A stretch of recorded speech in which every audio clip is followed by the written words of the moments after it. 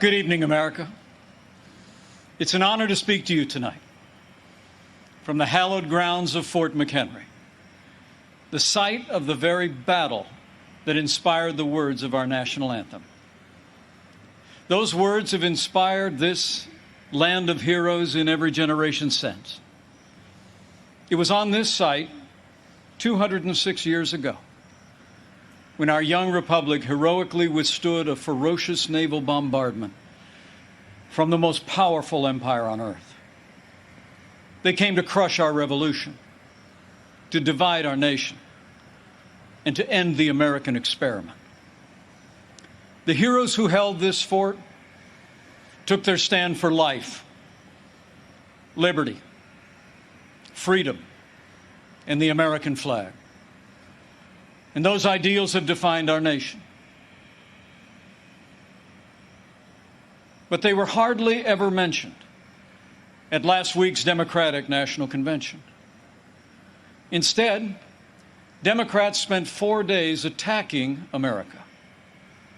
Joe Biden said that we were living through a season of darkness.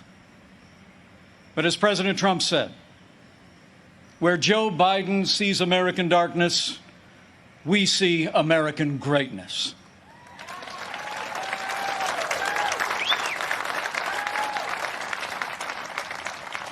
In these challenging times, our country needs a president who believes in America, who believes in the boundless capacity of the American people to meet any challenge, defeat any foe, and defend the freedoms we hold dear. America needs 4 more years of President Donald Trump in the White House.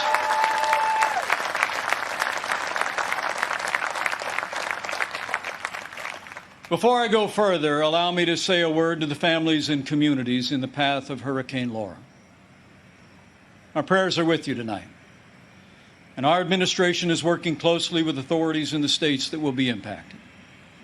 FEMA has mobilized resources and supplies for those in harm's way. This is a serious storm, and we urge all those in the affected areas to heed state and local authorities. Stay safe, and know that we'll be with you every step of the way to support, rescue, respond, and recover in the days and weeks ahead. That's what Americans do.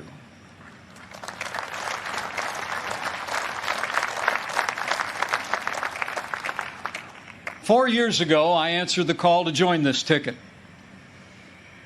because I knew that Donald Trump had the leadership and the vision to make America great again. And for the last 4 years, I've watched this president endure unrelenting attacks, but get up every day and fight to keep the promises that he made to the American people. So with gratitude for the confidence President Donald Trump has placed in me, the support of our Republican Party, and the grace of God, I humbly accept your nomination to run and serve as Vice President of the United States.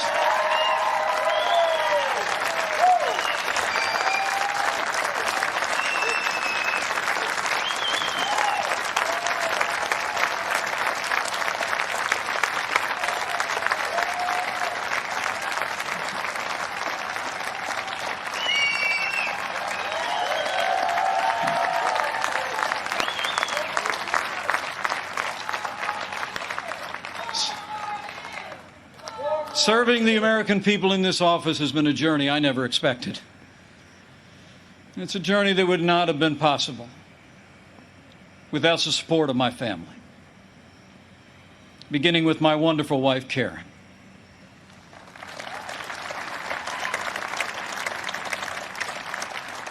She's a lifelong school teacher, an incredible mother to our 3 children.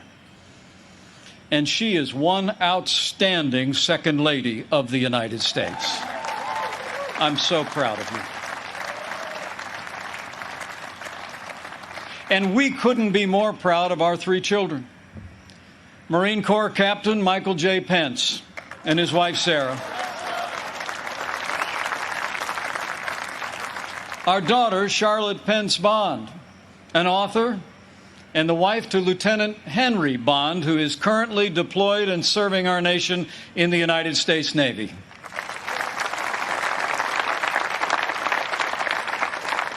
And our youngest, a recent law school grad, our daughter Audrey, and her fiancé, who, like so many other Americans, had to delay their wedding this summer.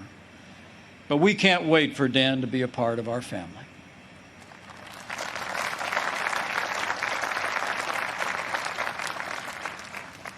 In addition to my wife and kids, the person who shaped my life the most is also with us tonight.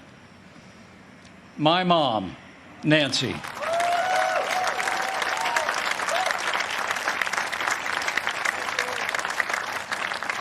She is the daughter of an Irish immigrant, 87 years young. And Mom follows politics very closely. And the truth be told, sometimes I think I'm actually her second favorite candidate on the Trump-Pence ticket. Thank you, Mom. I love you. Over the past 4 years, I've had the privilege to work closely with our president. I've seen him when the cameras are off. Americans see President Trump in lots of different ways. But there's no doubt how President Trump sees America. He's what it is. A nation that has done more good in this world than any other. A nation that deserves far more gratitude than grievance. And if you want a president who falls silent when our heritage is demeaned or insulted, he's not your man.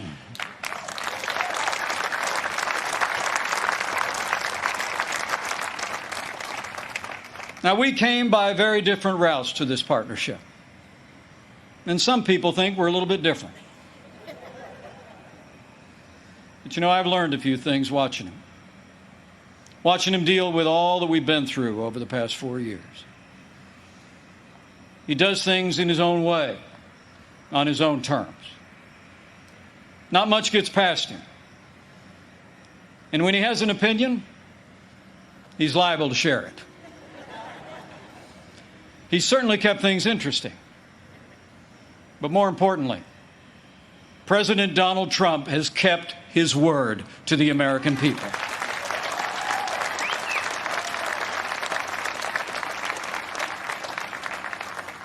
In a city known for talkers, President Trump is a doer.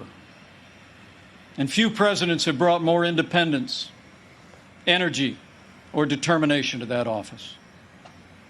4 years ago, we inherited a military hollowed out by devastating budget cuts, an economy struggling to break out of the slowest recovery since the Great Depression. ISIS controlled a land mass twice the size of Pennsylvania.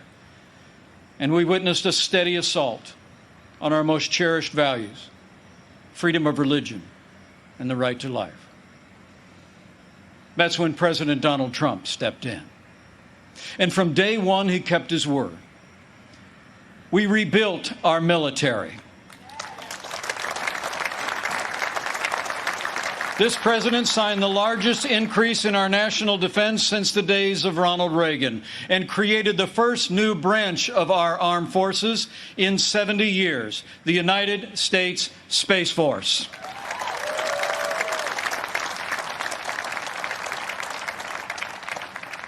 And with that renewed energy, we also returned American astronauts to space on an American rocket for the first time in nearly 10 years.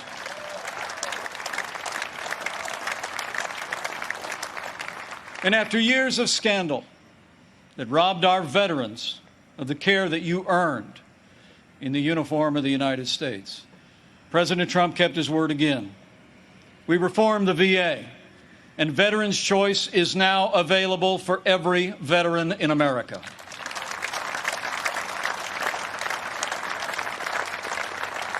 Our armed forces and our veterans fill this land of heroes. And many join us tonight in this historic fort. Tonight we have among us 4 recipients of the Medal of Honor.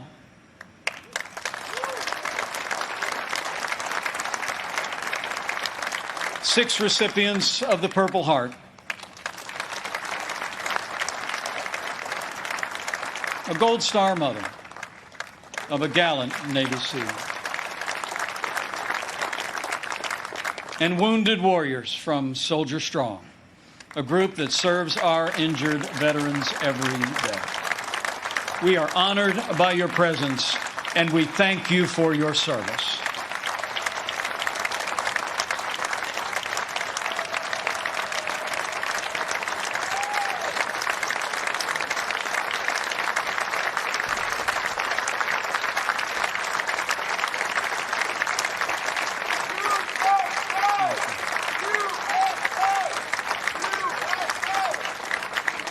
With heroes just like these, we defend this nation every day. And under this Commander-in-Chief, we've taken the fight to radical Islamic terrorists on our terms, on their soil. Last year, American armed forces took the last inch of ISIS territory, crushed their caliphate, and took down their leader without one American casualty. And I was there when President Trump gave the order to take out the world's most dangerous terrorist. Iran's top general will never harm another American because Qasem Soleimani is gone.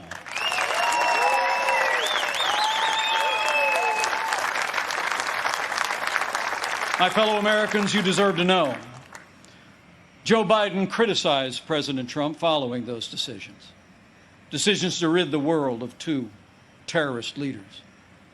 But it's not surprising, because history records that Joe Biden even opposed the operation that took down Osama bin Laden.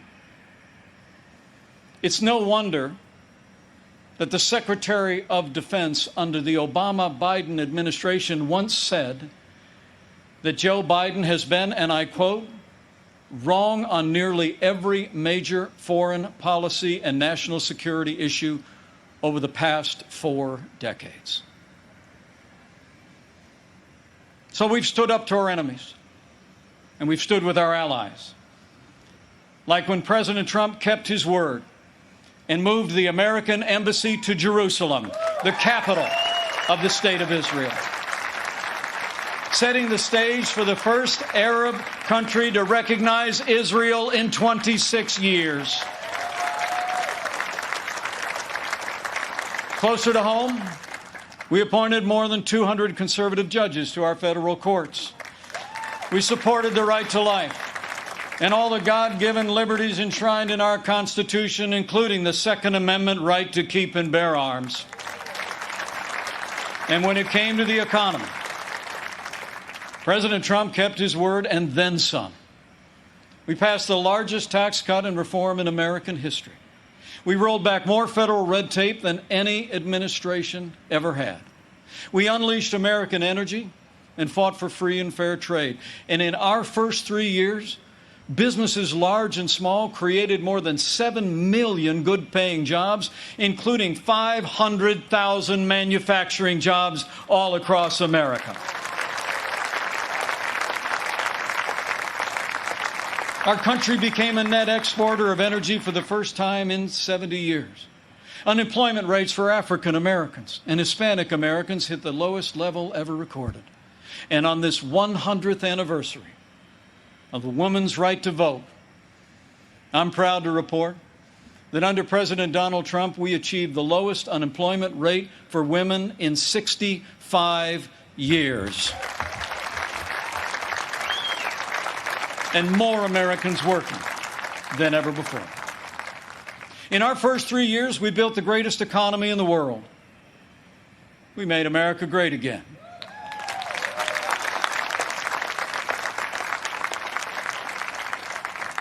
And then the coronavirus struck from China. Before the first case of the coronavirus spread within the United States, the President took unprecedented action and suspended all travel from China, the second largest economy in the world. Now, that action saved untold American lives. And I can tell you firsthand, it bought us invaluable time to launch the greatest national mobilization since World War II. President Trump marshaled the full resources of our federal government from the outset.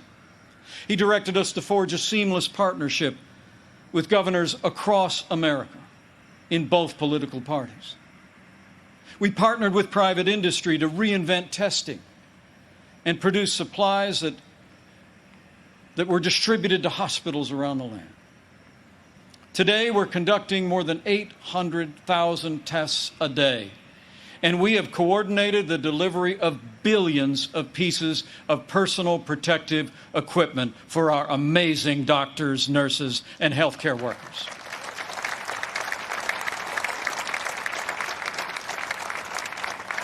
We saw to the manufacture of 100,000 ventilators in 100 days. And no one who required a ventilator was ever denied a ventilator in the United States.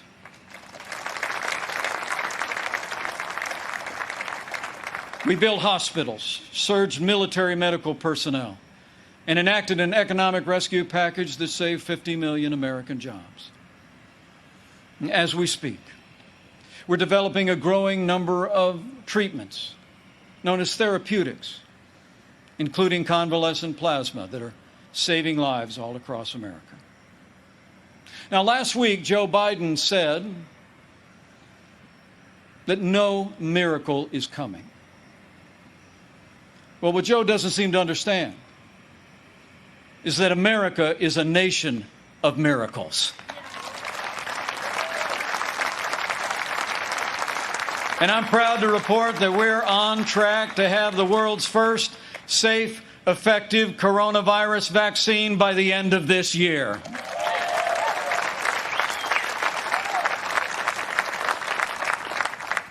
After all the sacrifice in this year like no other, all the hardship, we're finding our way forward again. But tonight, our hearts are with all the families who've lost loved ones and have family members still struggling with serious illness. In this country, we mourn with those who mourn. We grieve with those who grieve. And this night, I know that millions of Americans will pause and pray for God's comfort for each of you. You know, our country doesn't get through such a time unless its people find strength within. The response of doctors, nurses, first responders, farmers, factory workers, truckers, and everyday Americans who put the health and safety of their neighbors first has been nothing short of heroic.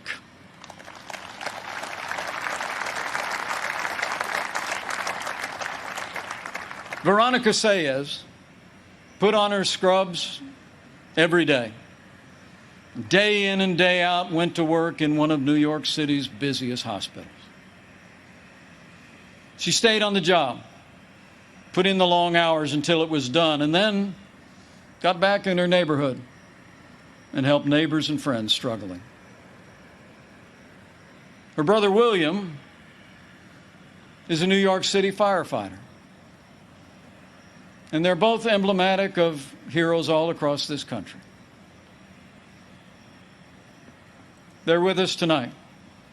And I say to them and to all of you, you have earned the admiration of the American people, and we will always be grateful for your service and care.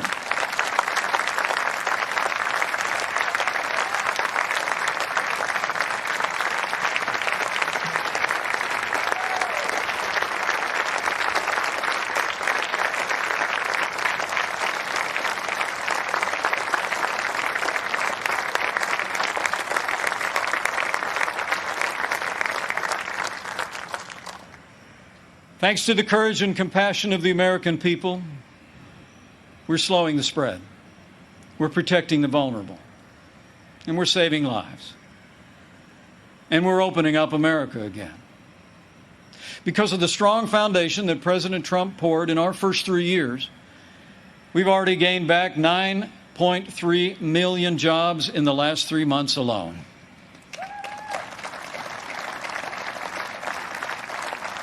And we're not just opening up America again.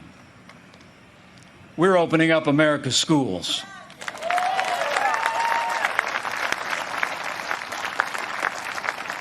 And I'm proud to report that my wife, Karen, that school teacher I've been married to, will be returning to her classroom next week. And so to all of our heroic teachers and faculty and staff, thank you for being there for our kids. We're going to stay with you every step of the way.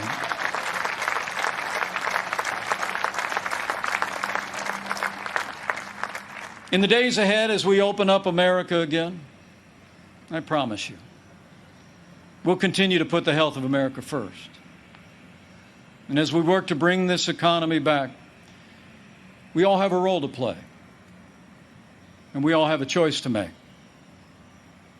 On November 3rd, you need to ask yourself, who do you trust to rebuild this economy? A career politician who presided over the slowest economic recovery since the Great Depression? Or a proven leader who created the greatest economy in the world? The choice is clear. To bring America all the way back, we need 4 more years of President Donald Trump in the White House.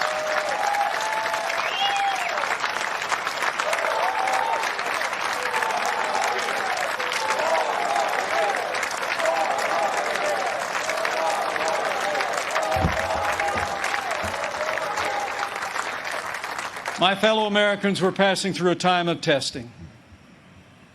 But in the midst of this global pandemic, just as our nation had begun to recover, we've seen violence and chaos in the streets of our major cities. President Trump and I will always support the right of Americans to peaceful protest. But rioting and looting is not peaceful protest. Tearing down statues is not free speech. And those who do so will be prosecuted to the fullest extent of the law.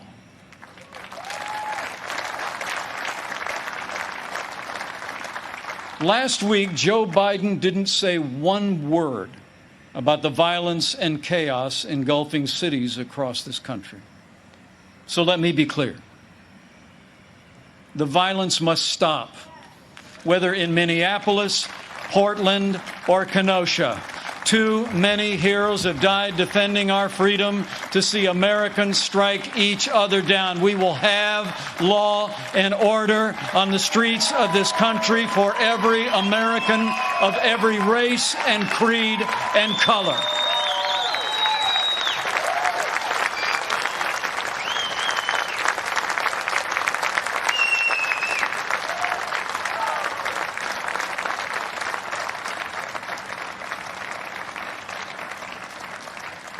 President Trump and I know that the men and women that put on the uniform of law enforcement are the best of us. Every day, when they walk out that door, they consider our lives more important than their own. People like Dave Patrick Underwood, an officer in the Department of Homeland Security's Federal Protective Service, who was shot and killed during the riots in Oakland, California. Dave's heroism is emblematic of the heroes that serve in blue every day. And we're privileged tonight to be joined by his sister, Angela. Angela, we say to you, we grieve with your family. And America will never forget or fail to honor Officer Dave Patrick Underwood.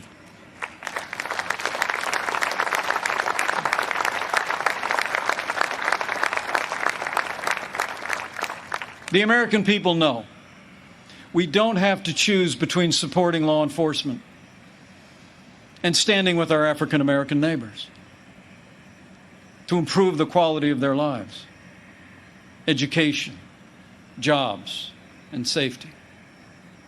And from the first days of this administration, we've done both.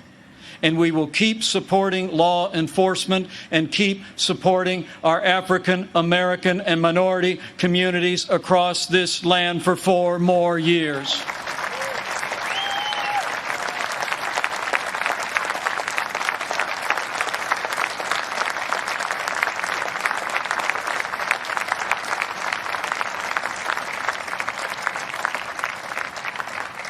Now, Joe Biden says that America is systemically racist and that law enforcement in America has, and I quote, an implicit bias against minorities.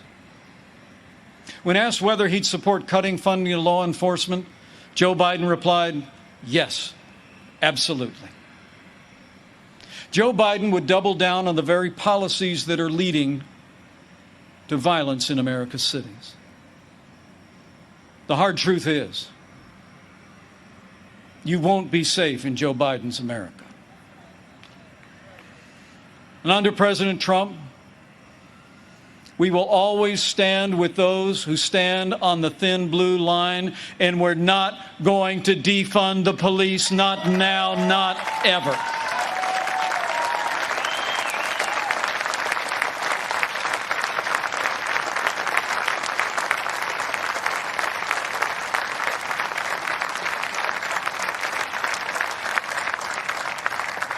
My fellow Americans, we're passing through a time of testing, but soon we will come to a time for choosing. Joe Biden has referred to himself as a transition candidate, and many were asking, transition to what?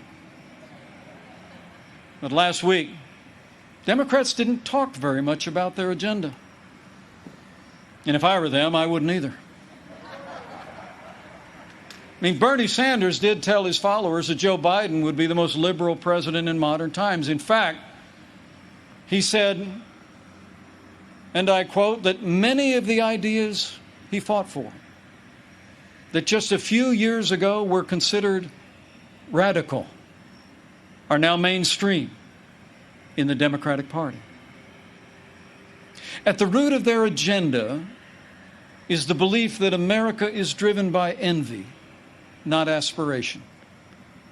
That millions of Americans harbor ill will toward our neighbors instead of loving our neighbors as ourselves.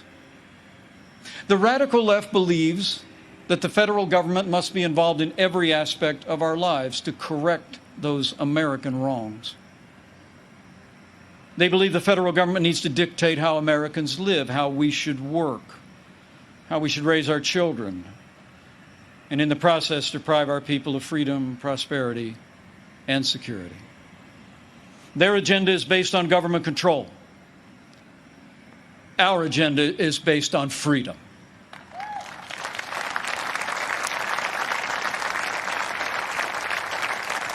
Where President Trump cut taxes, Joe Biden wants to raise taxes by nearly $4 trillion.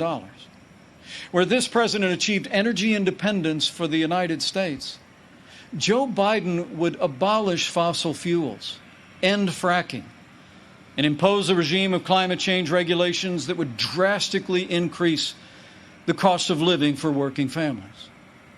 Where we fought for free and fair trade, and this president stood up to China and ended the era of economic surrender, Joe Biden has been a cheerleader for communist China.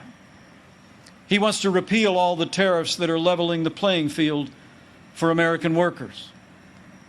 And he actually criticized President Trump for suspending all travel to China at the outset of this pandemic. Joe Biden is for open borders, sanctuary cities, free lawyers and health care for illegal immigrants. And President Trump, he secured our border and built nearly 300 miles of that border wall. Joe Biden wants to end school choice. And President Trump believes that every parent should have the right to choose where their children go to school, regardless of their income or area code. President Trump has stood without apology for the sanctity of human life every day of this administration. Joe Biden, he supports taxpayer funding of abortion right up to the moment of birth. When you consider their agenda, it's clear. Joe Biden would be nothing more than a Trojan horse for the radical left. The choice in this election has never been clearer, and the stakes have never been higher. Last week, Joe Biden said democracy's on the ballot. And the truth is, our economic recovery is on the ballot. Law and order are on the ballot. But so are things far more fundamental and foundational to our country. In this election, it's not so much whether America will be more conservative or more liberal, more Republican or more Democrat. The choice in this election is whether America remains America.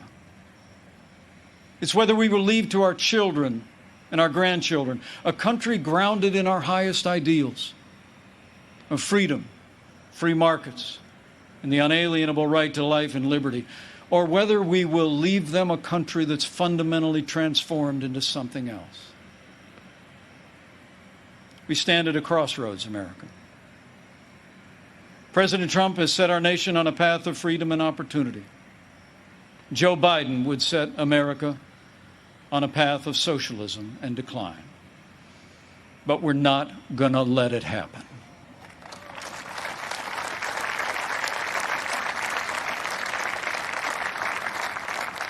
President Donald Trump believes in America and in the goodness of the American people, the boundless potential of every American to live out their dreams in freedom. And every day, President Trump has been fighting to protect the promise of America. Every day, our president has been fighting to expand the reach of the American dream. And every day, President Donald Trump has been fighting for you. And now it's our turn to fight for him.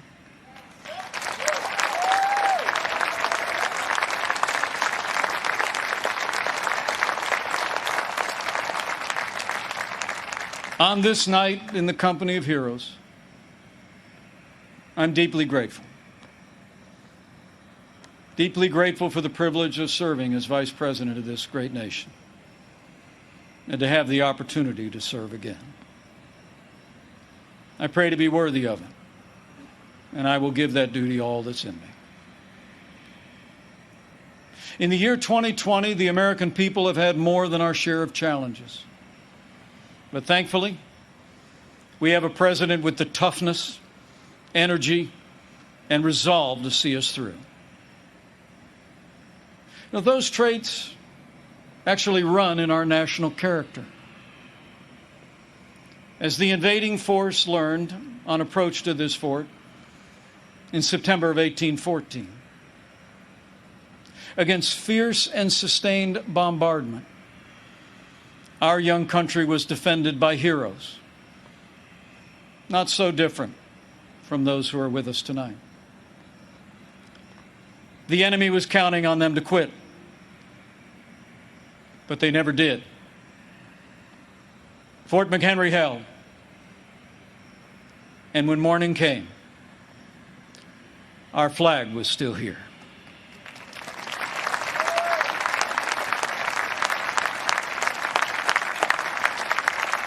My fellow Americans, we're going through a time of testing.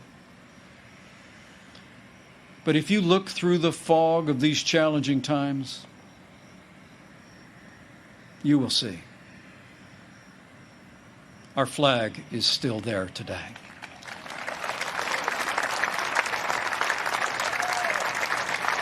That star-spangled banner still waves over the land of the free and the home of the brave.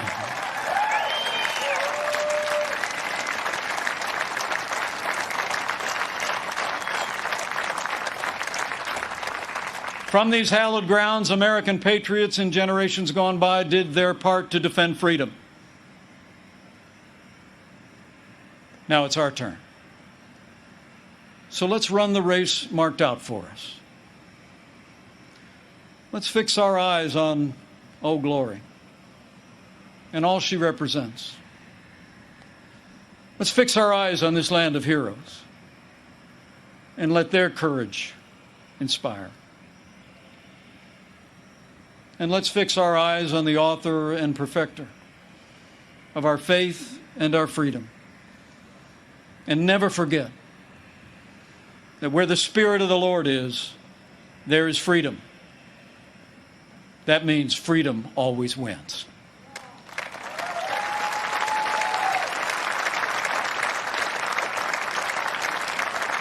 My fellow Americans, thank you for the honor of addressing you tonight and the opportunity to run and serve again as your Vice President.